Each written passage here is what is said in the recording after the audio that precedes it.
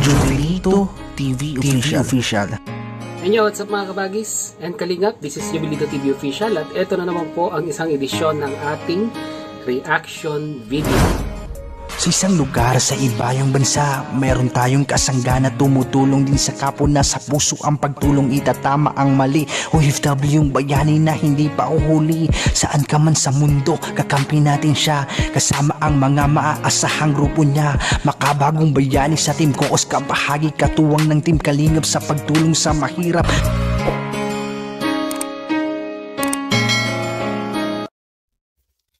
So ayun. Inyo, what's up mga kabagis? This is Jubilito TV Official at eto na naman po muli ang isang edisyon ng ating reaction video mga kalingap at kabagis, no?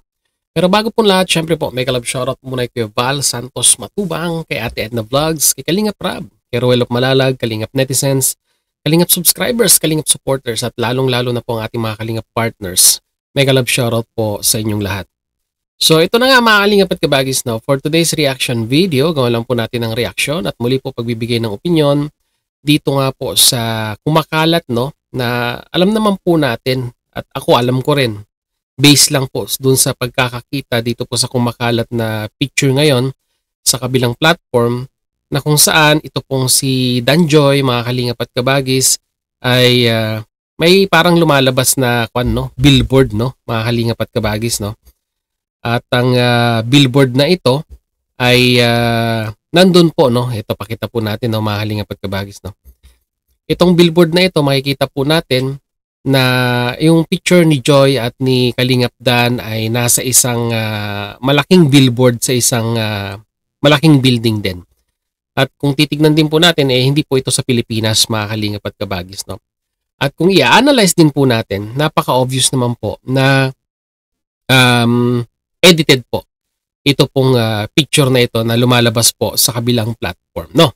So, ibig sabihin, mga kalingap at kabagis, kung sino man yung gumawa nito or nag-edit nito, ay yung pagsuporta niya dito po sa love team ng Kalingap Dan at Joy Diwata ay grabe po, no? To the extent na talagang nag-effort siya ng time para makapag-edit po, no, ng ganitong picture, mga kalingap at kabagis, no?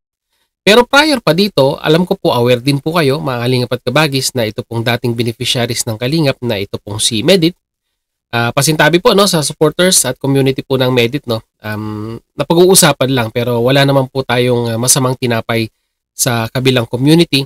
Bagkos tignan lang po natin at gawan po natin ng reaction dahil nga po dito po sa post na ito ay may mga comment, no. May mga negative comment na kung saan ay parang naiinggit daw po ang community ng Danjoy.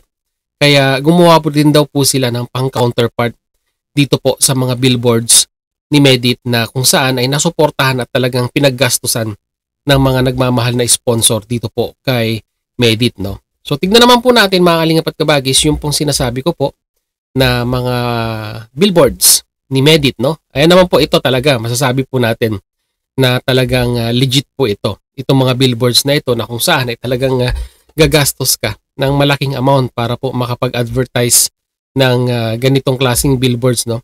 Ito ay nakalagay ang pangalan ni Medit, yung pangalan ng kanyang YouTube channel, yung kanyang Facebook ay nakalagay din po dito. Isang billboard po ito. Total 3 billboards po ito, mga kalingap at kabagis, no? So ito yung isa, tapos ito naman po yung isa na naman.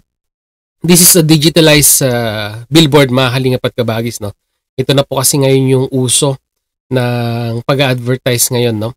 At digital na ito, pinoprogram lamang po ito para po lumabas, no? At mag-appear dito po sa screen. Hindi po ito yung conventional na tarpaulin na billboards na kung saan ay magpiprint sila ng map, napakalaking tarpaulin, tapos po isasabit po sa isang mga matataong lugar na kung saan ay makakapukaw at makakaagaw po ng atensyon ng mga tao. So ito yung huli, ayan, digitalized din po ito, mga kalingap at kabagis. So all in all, si Medit ay meron po siyang 3 billboards, no, mga kalingap at kabagis, no. At natutuwa ako, mga kalingap at kabagis, dahil po syempre po yung mga nagmamahal na sponsor kay Medit ay ganun-ganun na lamang po, no. Talagang grabe yung ibinigay na effort para po magkaroon ng advertisement ito pong mga social media accounts ni Medit at makilala din po ng mga netizens na gustong sumuporta at sumubaybay sa kanyang buhay, no? Pero dito nga po, kagaya nga po ng sinabi natin, meron po sigurong isang supporters din po ng Danjoy na gumawa at nag-edit ng ganitong klaseng billboards. At dito po, mga kalingap at kabagis, ay medyo, ayun nga po, sa comment section ng billboard na ito, kung titignan po natin, ay ito po. Medyo may mga negative, no, na mga comments, no. Let's say, fanatics, supporters, or nag-comment lamang po, or sabihin na natin makapag-comment lang, ay medyo may significant downside po ito sa mga kalingap at kabagis, no, sa community ng Danjoy. Kasi po, kung babasahin po natin, mga kalingap at kabagis, yung mga comment, ay grabe naman po din, no, mga kalingap at kabagis, katulad na lamang po nung comment ni Best B. Sabi niya, ginaya nila si Medit, halatang inggit. O, di ba?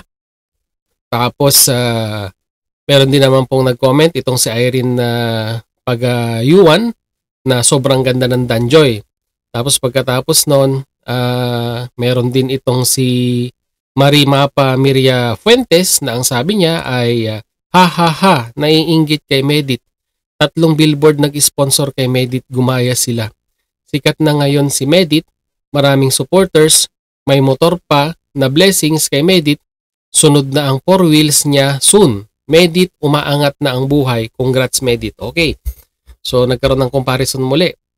Tapos may Alison Gap naman na nag-comment na wow, grabe, ang gwapo at maganda. Perfect match. Naka-billboard na ay kilig overload, ang Danjoy lang ang sakalam. So dito mga kalingap at kabagis ay nagkaroon po ng mga exchange of comments, thoughts, personal opinions regarding po dito sa edited na edited na billboard ng Danjoy, no, na kung saan siguro po wala naman pong masamang intensyon yung nag-edit nito, bagkus ay siguro po ay lang siya, na-inspire lamang po siya doon po sa billboard ni Medit na kung saan ay may mga sponsor talagang gumastos, no. Ang ganang sa akin lamang po, mga kalingap at kabagis, no, ay bakit kailangan pa po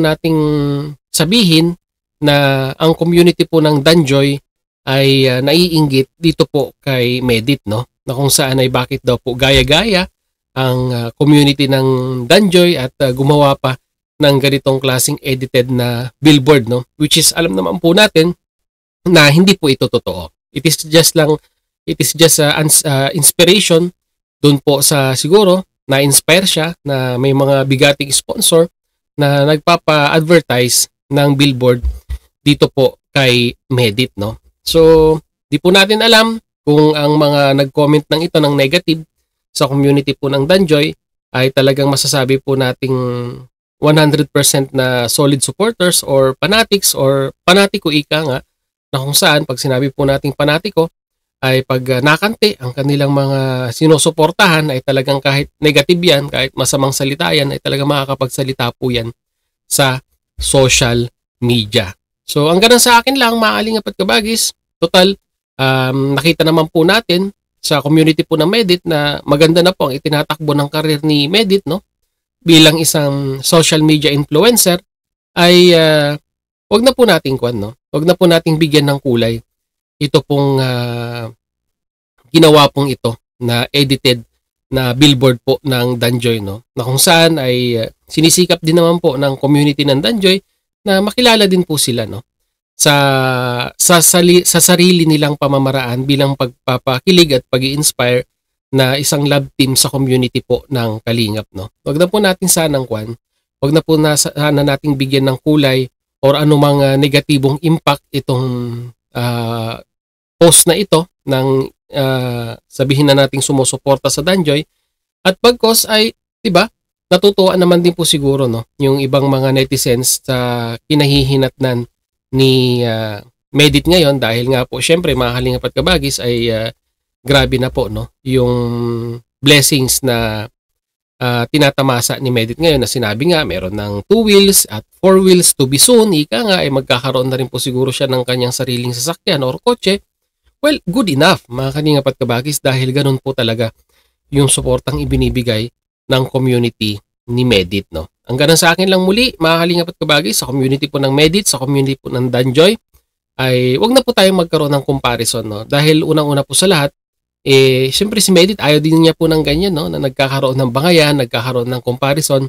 Dahil unang-una po sa lahat, siyempre po, no? Hindi naman po natin may pagkakaila na malaki rin naman po ang naiambag ng Team Kalingap sa pagkakakilala kay Medit bilang isang influencer, no? Influencer dito po sa platform na ito at sa kabilang platform. So, ganang sa akin muli, magkaisa, huwag pong magpintasan, huwag pong magsabi ng mga negatibong komento para at least po, no, yung pong mga sinusuportahan din po natin ay hindi naman po nai-stress din dahil ang pangit din naman po ng mga sumusuporta ay nag-aaway-away po sa mga maliliit na bagay lamang.